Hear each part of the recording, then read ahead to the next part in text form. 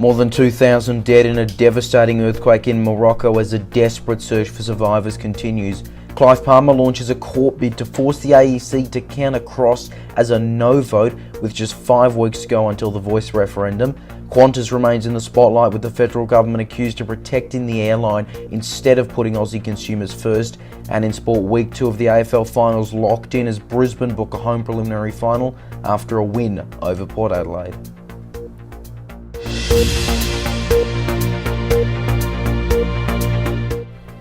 Good evening. On this very busy news day, we want to begin this hour out of Morocco, where more than 2,000 people are dead after a devastating earthquake that struck the nation yesterday. The latest figures we have: 2,012 people dead and 2,059 injured following the magnitude 6.8 quake. The epicenter was in the high Atlas Mountains, but the tremors were also felt as far away as the capital Rabat, around 350 kilometres away. The United States Geological Survey says earthquakes of this size in the region are uncommon but not unexpected. Many more people have been left homeless, with the desperate search for survivors beginning on the ground. Morocco's King Mohammed VI has ordered the armed forces to mobilise specialised search and rescue teams and a surgical field hospital. Obviously, the news that's come out in respect of the earthquake in Morocco is tragic. It seems as though there has been a very significant loss of life, and this is a part of the world that many Australians have visited, so I know that there will be an enormous amount of concern and sympathy for the Moroccan people. We'll obviously talk closely with the Moroccan government about ways in which we can help.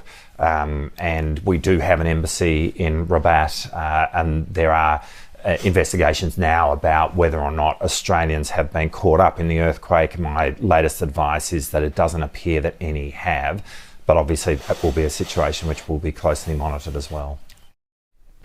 Meanwhile, United States President Joe Biden saying on social media, quote, "I am deeply saddened by the loss of life and devastation caused by the earthquake in Morocco. The United States stands by Morocco and my friend King Mohammed VI at this difficult moment, and my administration is ready to provide any necessary assistance for the Moroccan people."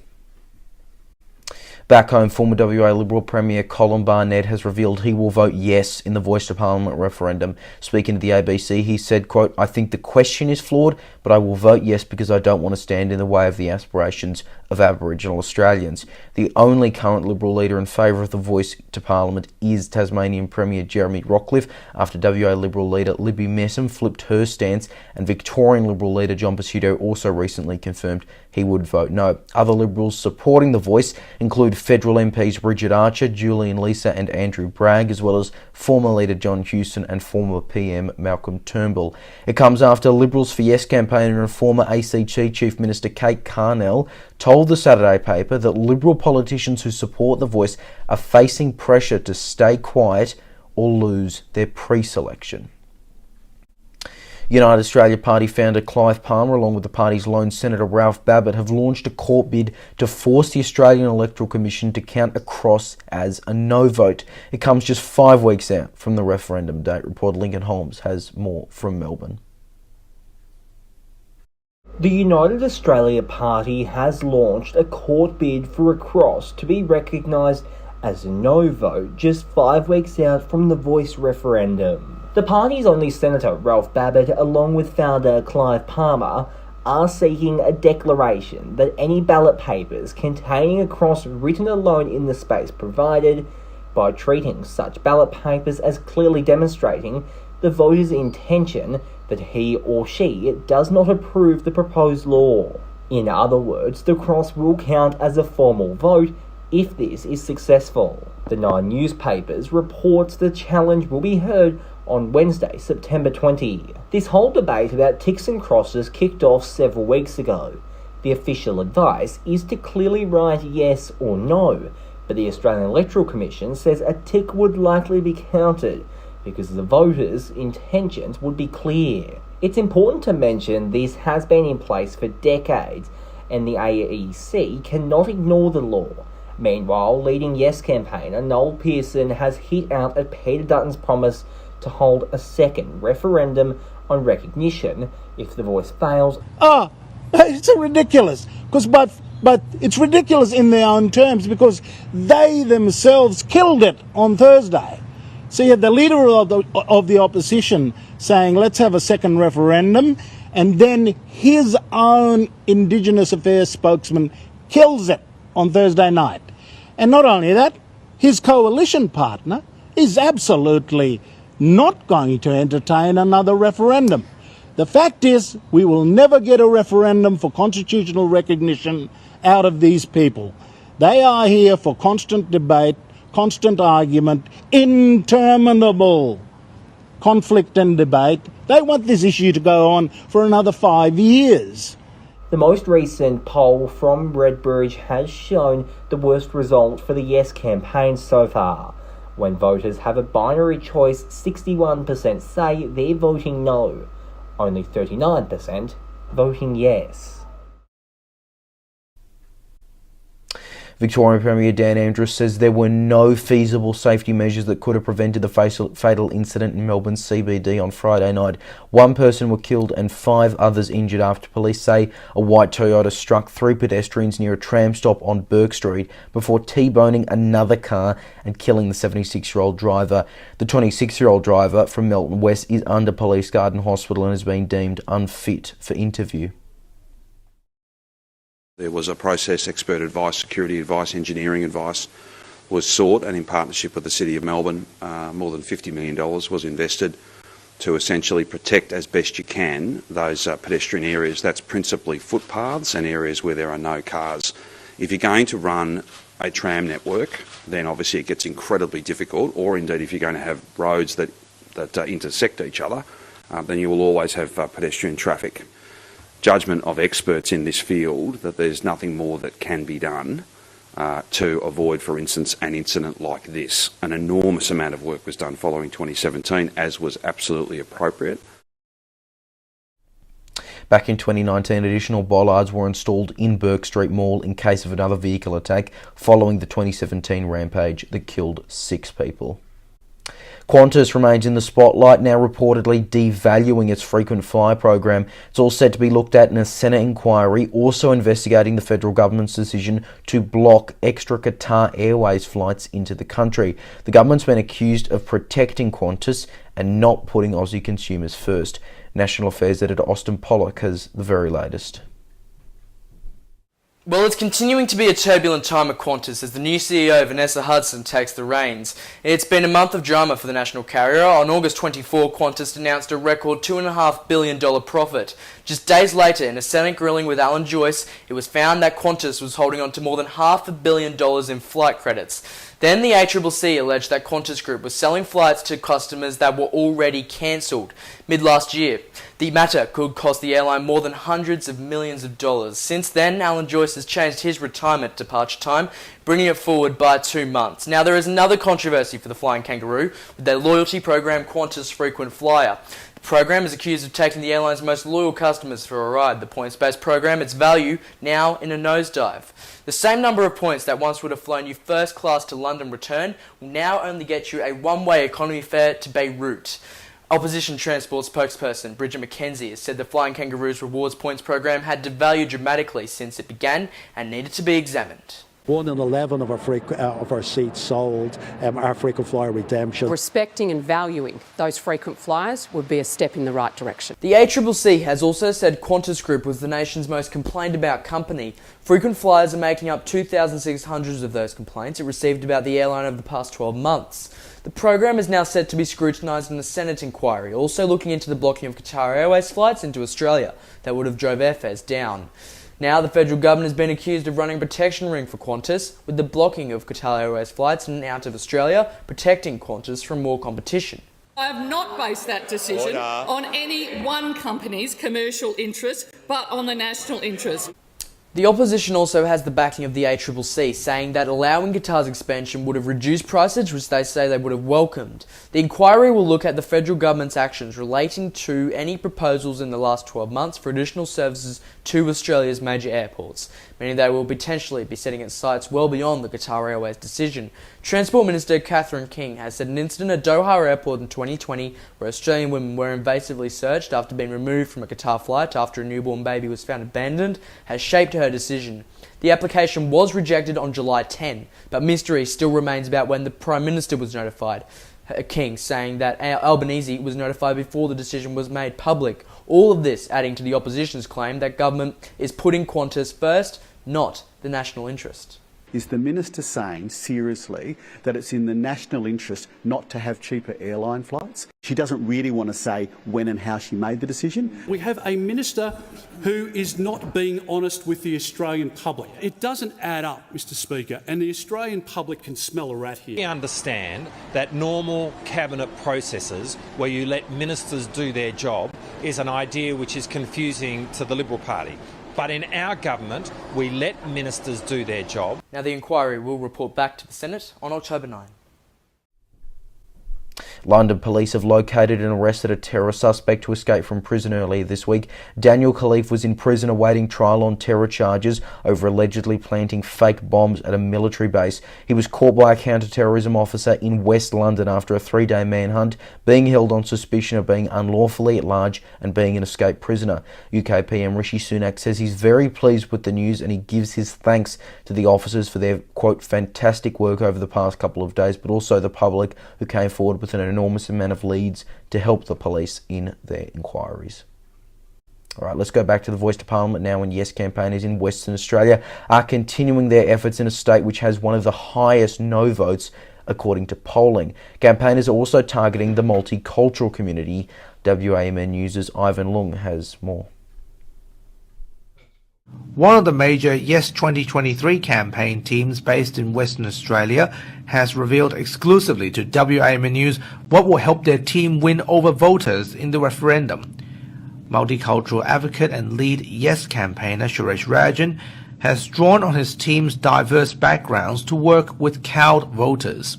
And if there are any ethnic communities, any CAL communities out there that are looking for someone to come and talk to them, happy to do so. Where any of us can come and talk, and we could come as a team and come and talk about what it is to go through that whole colonization process that we've been through in our own countries of origin, and would like to see the Aboriginal people recognized as being people who've gone through the same process themselves. Mr. Rajan said that his team's major advantage is that of lived experience, many having families who were disposed under the British in either India or other parts of the world. And what we're trying to do is to say we understand what the issues are, not to the extent that Aboriginal people have had to deal with, but to a great extent we understand what the issues are of colonisation. And we're not talking on behalf of the people from the Aboriginal community, but we're speaking on behalf of all of the rest of the CAL community to say that this is a right that they need to support. Kushi Bahati, who is working with policies and producers for the campaign, described her family's experience under the British colonisation. I think coming from India, I had my grandfather working around these areas as well. So he worked with the freedom fighters back then. So I can understand what people actually go through when they are being colonized. Helen Trill, who is focused on digital content and social media for the team, also discussed the similar experiences between migrants and indigenous Australians. We have a special understanding for Aboriginal people. Maybe not to the same extent, but we understand how they were ostracized and, separated from the place that they live in. Avatia Narajarith, who also worked on the team's social media, criticised No campaign, who are seeking to stop the Voice to Parliament. The thing that I've seen the most, especially from the No campaign, is that if you don't know, then vote no. That's their motto right now, and that I just find that ridiculous. If you don't know, you should be learning, not, blindly making a choice. Ali Hussein, who works on websites and social media for the campaign, believes that social media will be the most important way to share information. I think that's the biggest outreach for people to get information, and it's also the largest percentage that people get swayed by. Like, people see both sides of the argument online, and then they'll make their opinion made based on what they see. And finally, Bailey Fernandez, the Executive Officer for Ethnic Communities Council, left WAMN News with a strong call to action. See, I think we got to really remember the world is looking at us right now. We are a developed nation. We need to do the right thing. If you ever believed that we were not getting things right, this is the time to make it right. Vote yes and make it right. Changing pace, tomorrow marks 22 years since the 9/11 terrorist attacks in the US that killed almost 3,000 people. Now, never before published footage at the moment, Channel 7 broke the news here in Australia, has been uncovered on YouTube. This is 7 News. Good evening. New York is in the grip of a disaster tonight. 2 planes have crashed into the top of the Twin Towers of the World Trade Center, and terrorists are believed to be responsible. One of the planes is believed to have been an American Airlines Boeing 767. It's believed to have been hijacked, and there are also reports of an explosion at the Pentagon. We'll cross live now to NBC. Earlier this morning for an event on literacy. He was going to a school to talk with kids. Now that adds on to other archive footage of the attacks already available online, but that specific news from Channel 7 has never been published before. 6 News spoke to Richmond historian Rhett Bartlett about the find. When 9/11 happened, I remember watching it on TV. And so I was watching the Talking Footy broadcast at the time in Melbourne. And then the news came through on a special news break just for Channel 7 with Nat Barr, and being the news junkie that I am, I thought I want to see what's going on here. But they went back to Talking Footy, so I switched over to CNN and watched the broadcast. And 20 years later, or 21, 22 years later, I thought, I don't think we've ever seen that footage. And I actually rang Channel 7 and asked them, do they have the Talking Footy episode that was apparently interrupted by the broadcast of the September 11 attacks? And they came back to me and said they've checked their archives and they don't. So the next step is just to reach out on Twitter. And that's what I did. And as you said, Leo, we were lucky. We had 2 different people reach out. David M. Green was one of them, who had the Melbourne footage. And then another person who goes by the Twitter handle of Trot Stats, like a horse racing thing. He had the Adelaide broadcast, and they're actually 2 quite different interruptions, so to speak, because of the time difference between Melbourne and Adelaide. Do we know at that point in the night when they ran that final news break before they went back to Talking Footy and then eventually the late news, if the second tower had been hit at that point? Because in retrospect, it obviously seems very odd that they just didn't go straight to rolling coverage for a pretty significant event as it ended up being. Yeah, that's a good question. I think if you try and map out the timeline, I think what happens on the Melbourne broadcast is Nat Barr says there's a plane has flown into the building. And that's the information that we have at the moment. And then shortly after that, there's the second attack that happens. But Channel 7 don't even come back with a second news break on that. They just continue with what I'm assuming is a pre-recorded Talking Footy that's taken place with Bruce McAvaney. And so there's about 30 minutes that pass if you're watching in Melbourne on Channel 7 before they, as you said, they end the show. So the entire Talking Footy episode actually takes place in Melbourne, which might surprise some people who have memories of it interrupting and going to the rolling coverage, but it doesn't. The entire Melbourne Talking Footy broadcast goes right to the end. There's a Darren Jarman montage, as you said, right at the end. They even then do a few little, what do you call it, idents or promos. I think there's one for Thorpe's Angels or something like that. He's pointing, with his angels there. And then they go into a news break, and by which stage it's escalated further. And Nat Barr now says, there's been 2 plane attacks as well. And they then take I think they take NBC's coverage and also CNN's coverage. And then Nat Barr consistently comes back to the Melbourne audiences or to the Channel 7 audiences to update us to what's going on from an Australian point of view, because Bill Clinton was in Australia at the time and John Howard was in Washington, etc. It's just surprising, Leo, that looking at it now, it would have been handled completely different now, wouldn't it? In this day and age, they would have gone to the news, they would have gone to the breaking news, and if they had gone back to talking footy, they would have certainly have come back again to more breaking news. I think they wouldn't have just let the episode go on to its completion for another 30 minutes or so. And now, of course, Adelaide viewers were half an hour behind. What differences did they see compared to those Melbourne viewers? Well, the Adelaide viewers, they were watching Bruce interviewing a footballer, and then he throws to an ad break, and they never come back to the show.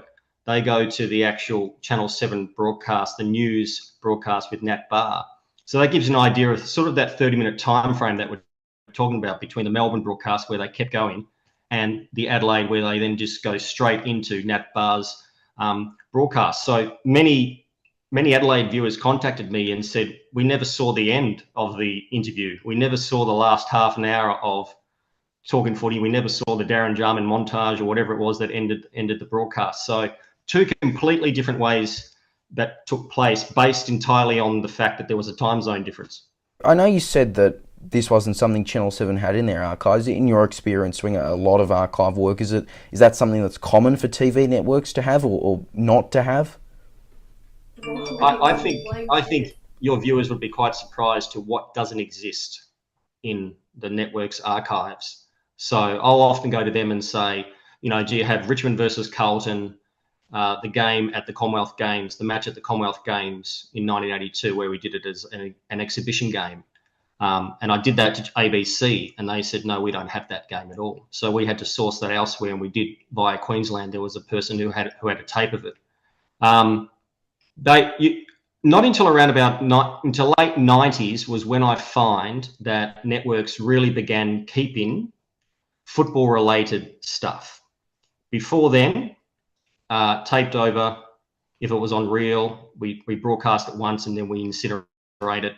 I know of one particular person at Channel 7 whose job it was to do that in the 70s. Once take out just the highlights from the big reel that they were filming and then put the rest in the incinerator and away you go. So your viewers watching this now would have at home, most likely, tapes in their garage or their parents' garage or their grandparents' garage that could very well contain footage that networks don't have. So that shouldn't be thrown away. It needs to somehow be digitized, which we can do, or I can do, or anyone can do, and we can actually put it up online for free so people can see. That footage you talked about, the grand final in colour from Channel 9, they didn't know they had it until I asked about it and said, there's rumours going around that this existed. Do you have it? And they came back and said, yes, we have it. And then they were very kind enough to let me actually show it and upload it free for everyone to see. But on the whole, no, there's not a lot of footage that would exist that you think exists in the network's archives. All right, to sport now. Week 2 of the AFL Finals has been locked in after Brisbane defeated Port Adelaide at the Gabba last night. The Lions won by 48 points in front of their home crowd, sending them through to a preliminary final. Melbourne will host Carlton at 7:50pm Australian Eastern Standard Time on Friday night at the MCG after the D's lost by 7 points to Collingwood and the Blues had a 6-point win over Sydney. The winner of that will then face Brisbane. Meanwhile, the Power will face GWS, who defeated St Kilda in an elimination final at 7:10 local time. That's against 7:40 Eastern at Adelaide Oval. The winner of that game will go on to face the Pies. Tickets for both games will go on sale tomorrow. In the Victorian Football League now, and their final series is another week closer to completion. Box Hill defeated Footscray will now play Gold Coast on the Gold Coast, while Brisbane's win over Williamstown has them set to face Werribee in Werribee. Fans of the VFL Tigers have rallied around the side this year, the club only ever winning a single VFL Senior Premiership back in 1993. Our senior reporter Darby Travers has more on the ground from Avalon Airport Oval. It's been 5 years since their last AFL affiliation agreement came to an end, but the Werribee Football Club have kept going in the Victorian Football League with strong performances right throughout the 2023 season.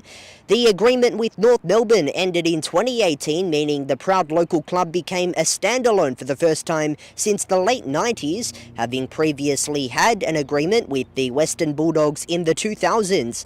But the side has kept performing, with supporters continuing to show up each week as they look for their first grand final since 2005 and their second ever seniors premiership. We caught up with Club Vice President Nia Shaw to discuss Werribee's on-field success. The club's been working really hard. We've got a group of players that have been together for a few years now, so they're working really closely together, and you can see that on the field, and it's great to see a standalone club, in particular Werribee, doing really well. From a local perspective, we're happy with the numbers that we're getting at our local games. Of course, we'd love to see more people come to some of the games, but I think when we continue to be successful, you'll tend to see more people here, and certainly I can see a lot of people here today that don't come that often, but they have come to the game to support the Werribee Football Club, and that's really fantastic.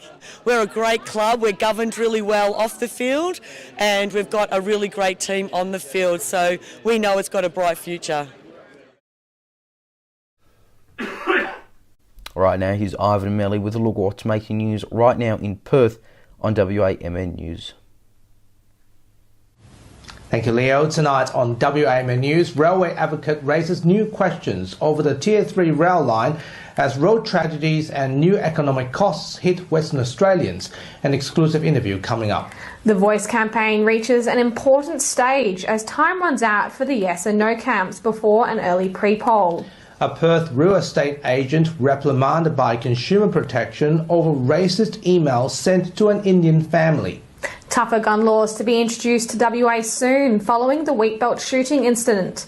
And later, Dr. Andrew Miller's comment. Join us tonight on the WAMN News Facebook page and YouTube channel. Alright, a reminder of the top stories we are following on 6 News this hour, and more than 2,000 people are dead in Morocco after a devastating earthquake. The latest figures, we have over 2,012 people dead and 2,059 injured following the magnitude 6.8 quake. The epicenter was in the high Atlas Mountains, but tremors also felt as far away as the capital. And UAP founder Clive Palmer, along with the party's lone Senator Ralph Babbitt, have launched a court bid to force the Australian Electoral Commission to count a cross as a no vote. It comes just 5 weeks out from the Voice to Parliament referendum date. And that is 6 News for this hour. There is more news 24/7 on our website, SIXNewsAU.com, and on social media. Just search 6NewsAU to find us. More news coverage continues right after this. For now, though, I'm Leonardo Puglisi. Thanks for your company. Good night.